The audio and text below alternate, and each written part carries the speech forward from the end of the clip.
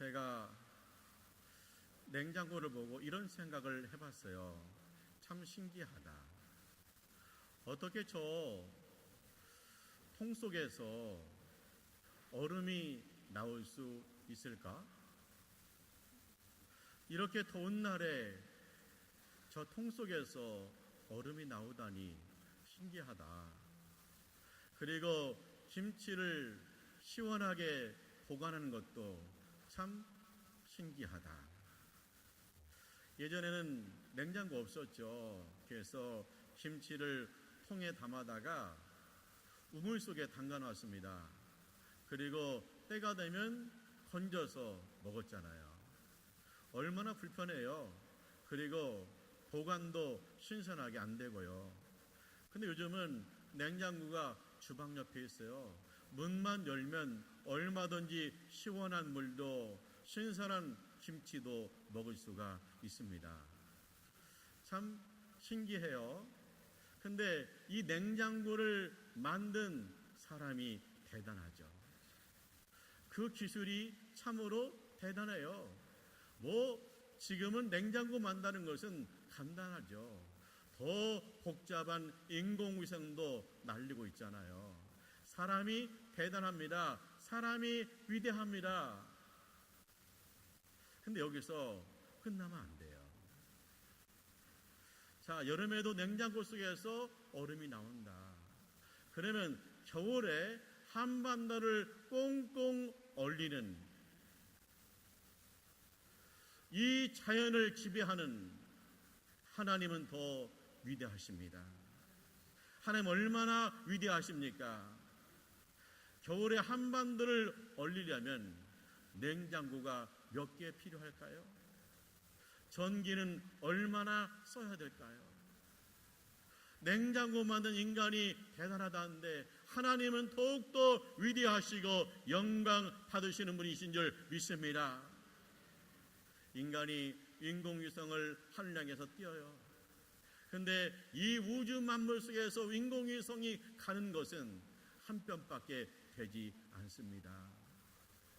그래서 하나님이 손가락으로 만드신 하늘과 하나님께서 걸어두신 해와 달과 별을 보오니 내가 영광스러운 하나님 창조주 하나님을 찬양할 수밖에 없다고 시편은 쓰고 있는 거예요. 창조주 하나님은 심히 위대하신 줄 믿습니다. 쏘가리 있죠, 쏘가리. 쏘가리 매운탕 하는 쏘가리. 근데 이 쏘가리가 물이 많고 물살이 빠른 그런 강에 산대요. 그리고 쏘가리가 20cm가 넘는데요. 이 쏘가리는 특이한 게 화가 나면 막 몸이 부풀어 오른대요.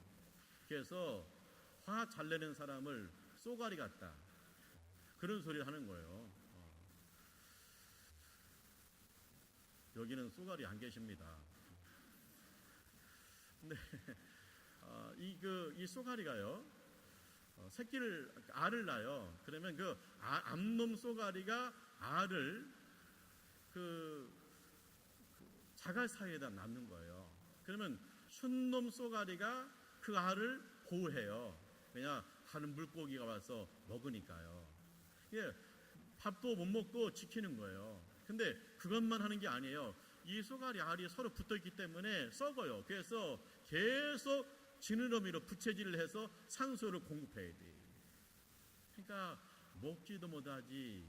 그 다음에 쏘가리가 계속 움직여서 산소를 공급해야지.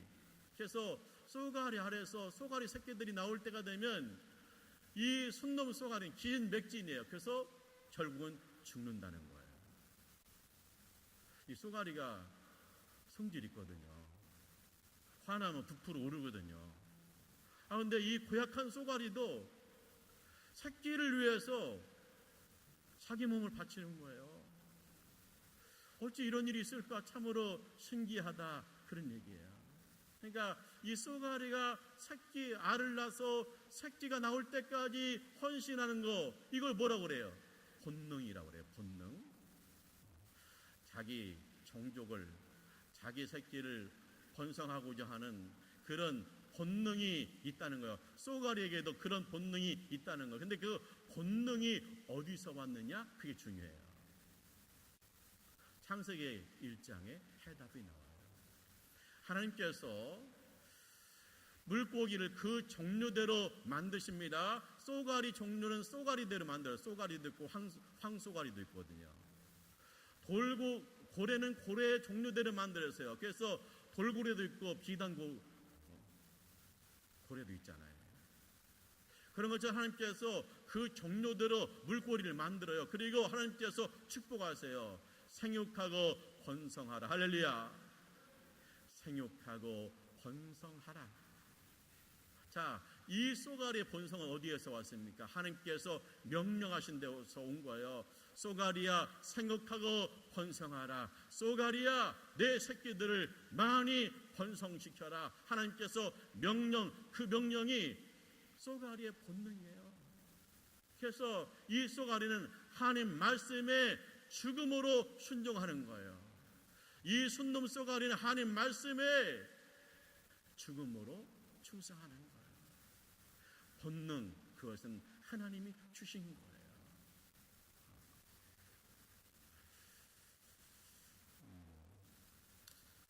자,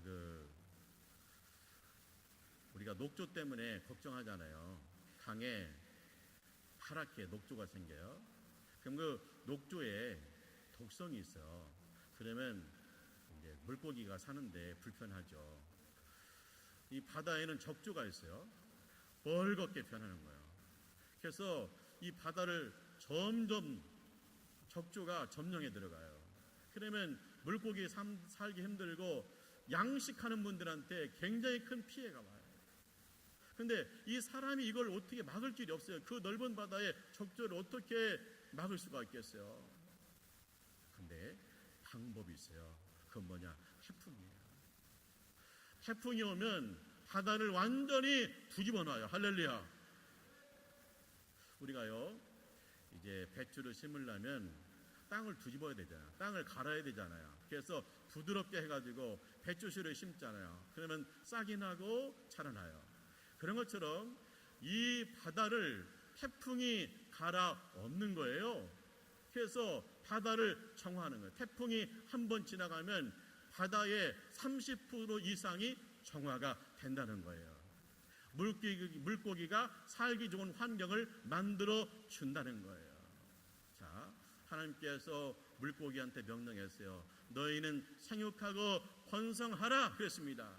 그리고 하나님께서 물고기가 생육하고 번성하기 좋은 시스템을 만들어 놓은 거예요. 그건 뭐냐? 태풍을 통해서 바다를 뒤집어 주는 거예요. 컴퓨터를 만들어요. 깡통이에요. 그런데 거기다 프로그램을 집어넣어요. 그러면 우리가 계산을 할 수 있는 거예요. 마찬가지로 물고기를 만들어요. 그거 살다 죽으면 끝이에요. 근데 거기에 프로그램을 입력시켜요. 생육하고 번성하라. 할렐루야. 하나님의 프로그램대로, 하나님 주신 번성대로, 하나님 주신 말씀대로 만물이 움직이고 있는 거예요.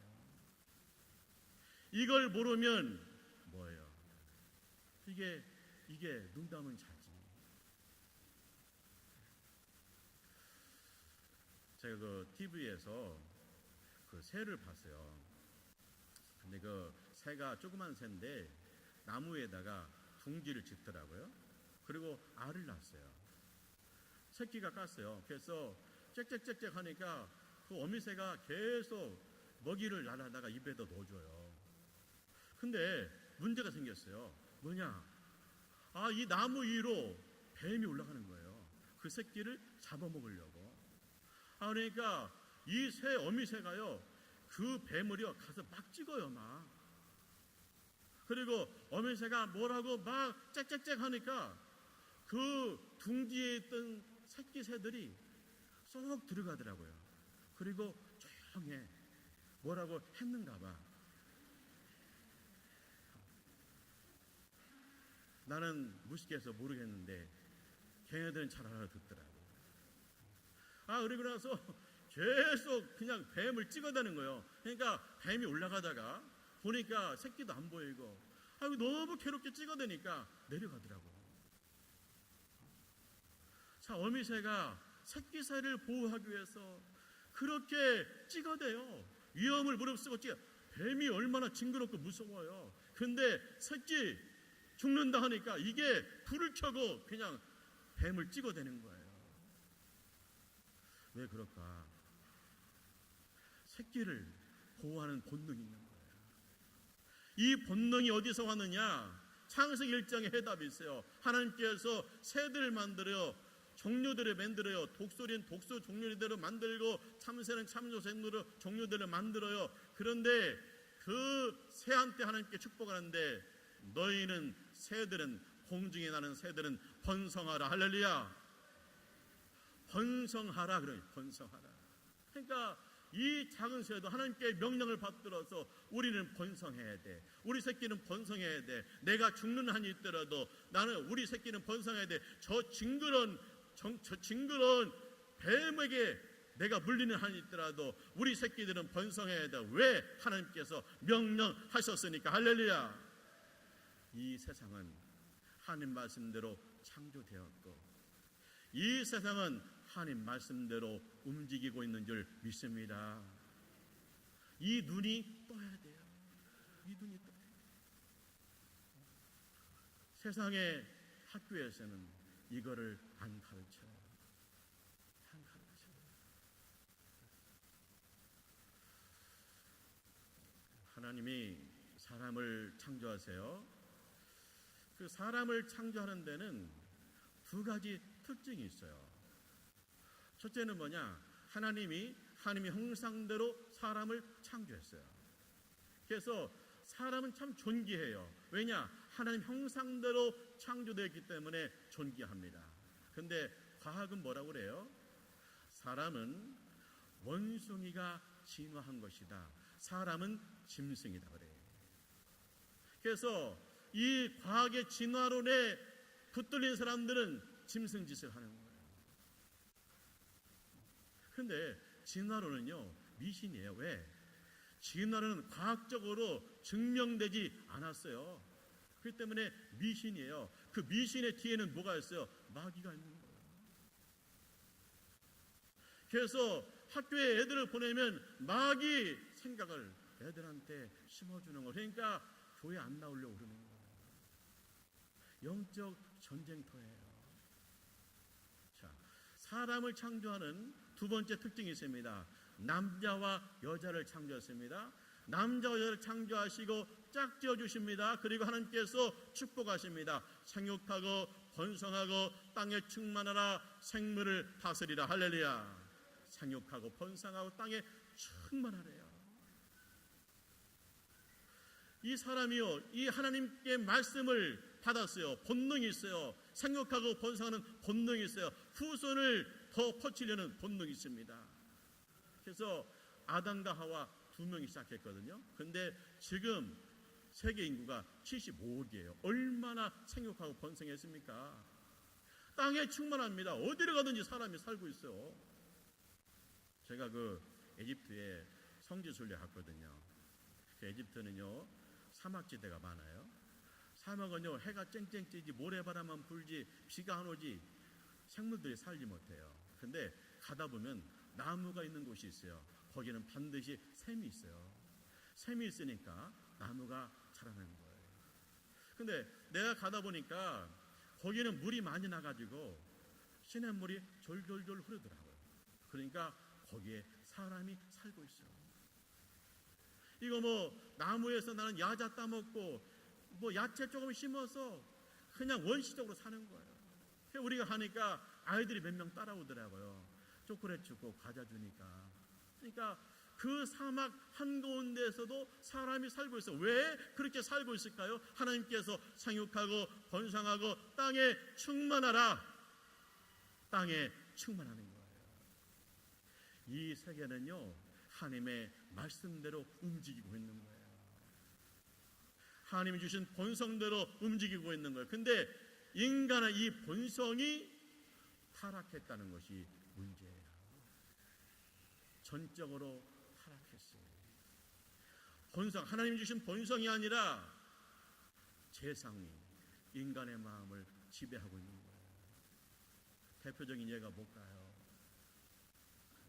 하나님이 남자와 여자를 짝져 주시고 생육하고 번성하라 그랬어요. 근데 동성연애가 있어요. 남자와 남자끼리 결혼하고 산다는 거예요. 생육하고 번성이 안 돼요. 여자와 여자끼리 사랑하고 산다는 거예요. 생육하고 번성이 안 돼요.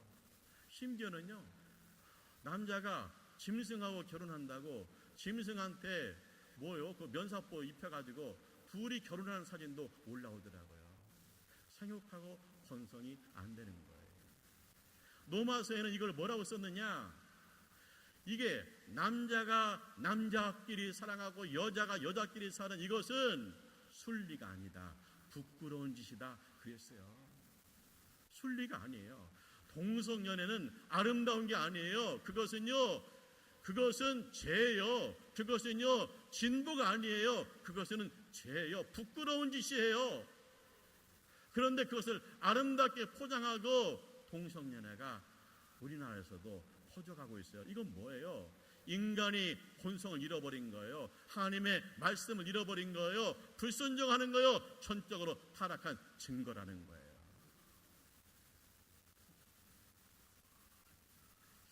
인간이 마음속에 하나님을 두기를 싫어해요. 그래서 하나님이 상실한 마음대로 그대로 내버려 두어요. 그랬더니 어떻게 합니까? 사람의 마음속에 나오는 게 뭡니까? 살인, 간음, 악도, 교만, 그리고 뭐예요? 탐욕. 이것들이 막 올라오는 거예요. 타락한 인간의 본성의 모습이에요. 그런데요, 인간이 하나님을 떠났어요. 하나님 말씀에 불순종해요. 그리고 굉장히 난처해요. 그런데요, 인간의 영혼 깊은 속에서 뭐가 있는 줄 알아요? 외로움과 두려움이 있는 거예요. 왜냐? 하나님을 떠난 인간, 그리고 죄를 사는 인간은요 죽음이에요. 그렇기 때문에 하나님을 떠났기 때문에 늘 외로워요. 죽기 때문에 두려워요. 그래서 인간의 본성이 타락한 곳에 뭐가 있느냐? 외로움과 두려움이 있는 거예요. 제가 한 청년의 간증 들었어요. 이 친구는 중학교 때 벌써 술, 담배를 했어요. 공부 안 해요. 겨우 고등학교 들어가서 대마초를 해요. 벌써 마약에 손을 댄 거예요. 이 친구의 사는 건 뭐냐? 그냥 학교 가서 폭력이에요. 실컷 패주든가 자기가 실컷 맞든가 이래야 자기가 살아있다는 느낌이 와요. 근데 자기도 가끔가다 그런 생각을 했다는 거예요. 돌아가고 싶다. 근데 너무나 멀리 와 있기 때문에 돌아갈 수가 없는 거예요. 학교 가서는 센 척하고 마약하고 그러지만 저녁이 밤이 되면 외롭고 두려웠다는 거예요. 너무 외롭고 두려워서 아침이 오는 것이 두려웠다는 거예요. 그냥 이대로 자가지고 안 깨어났으면 좋겠다. 그런 마음이 있었다는 거예요. 근데 어머니가 이 친구를 달래가지고 청소년 성령 집회에 참여했어요. 근데 귀에 들어오나요? 그래서 저 뒷자리에 누워 있었대요. 눕지 마라 그래서 앉았는데 발을 책상 위에 올려놓고 있었대요. 근데 뭔 소리 하는지 참 꼴까봐고 있다. 그런 생각만 들더래요. 근데 대학생 누나 하나가 와서 간증을 하더래요. 눈물을 흘리면서 간증하는데 내가 예수 만나서 이렇게 변했다고 하는데 자기 마음속에 이런 생각이 들더래요. 나도 저 누나처럼 변할 수 있을까? 나도 변할 수 있을까? 나도 변하려고 싶은데 그런 마음이 드는 거예요. 그러면서 자기 마음속에 주님의 음성이 들려요. 길동아, 내가 너를 사랑한다. 나도 사랑받을 수 있어요? 아니, 내가 너를 사랑한다. 근데 이야기를 듣는데 막 눈물이 쏟아지는 거예요. 나도 이 세상에서 사랑받을 수 있구나. 그래가지고 이 친구가요, 그날 예수 영접하고 거듭난 줄 믿습니다. 그러더니 생활이 바뀌었어요. 전교 상백등 하던 친구가 늘 기도하면서 공부하더니 나중에는 3등이 됐어요. 그래서 대학에 들어갔어요. 대학에 들어가서 하는 일이 뭐냐, 자기처럼 방황하는 청소년들을 상담하는 데 가서 상담으로 봉사하고, 그 다음에 방학 때가 되면 단기 선교가 가지고 거기 가서 복음을 전하고, 청소년 집회가 있으면 엄마하고 아들하고 와서 늘 봉사하고, 그렇게 살고 있다는 감동을 들었어요. 마음에 하나님 없어요. 하나님 불순종해요. 센 척해요. 하지만 그 사람 영혼 속에서 하나님 없기 때문에 두려움이 있는 거예요. 외로움이 있는 거예요. 죄값은 사망이기 때문에 두려움이 있는 거예요. 그래서 성경이 어떻게 됐습니까? 신음하는 인간의 모습을 표현해서 오라 나는 공굴한 자라, 이 사망의 몸에서 누가 나를 건져내리. 할렐루야. 인간은 모두 다 신음하고 있어요. 하나님을 떠난 인간은 신음이에요. 오라 나는 공굴한 자라, 이 사망의 몸에서 누가 나를 건져내랴. 우리가 어찌할꼬 할 때 베드로가 뭐였습니까? 회개하고 각각 예수 이름으로 세례를 받고 죄 사함을 받으라. 할렐루야. 영접하는 자 그 이름 믿는 자에게는 하나님의 자녀가 되는 권세를 주셨으니 할렐루야. 이 타락한 본성 예수의 피로 사함받고 내가 예수를 영접하게 되면 새로운 인생이 될 줄 믿습니다. 이제는 창조주 하나님의 자녀로 사는 거예요. 아버지께로 돌아온 거예요. 우리가 이 은혜로 사는 줄 믿습니다. 아직도 이 세상에는 하나님 없어서 상실한 마음대로 교만하고 탐욕하고, 그리고 세상 질서가 더 좋다고 박수치고 하나님을 무시하는 사람들이 널려 있어요. 하지만 그들 마음속에는 외로움과 두려움이 사로잡고 있어요. 그들은 신음하고 있어요. 오 나는 공고한 자라, 이 사망의 몸에서 누가 나를 건져내랴. 할렐루야. 감사하리로다. 너희에게 예수 그리스도가 주어졌느니라. 할렐루야. 이 복음을 이 복음을 함께 나누어서 하나님의 자녀로 사는 축복이 우리 가운데 있기를 주님의 이름으로 축원합니다.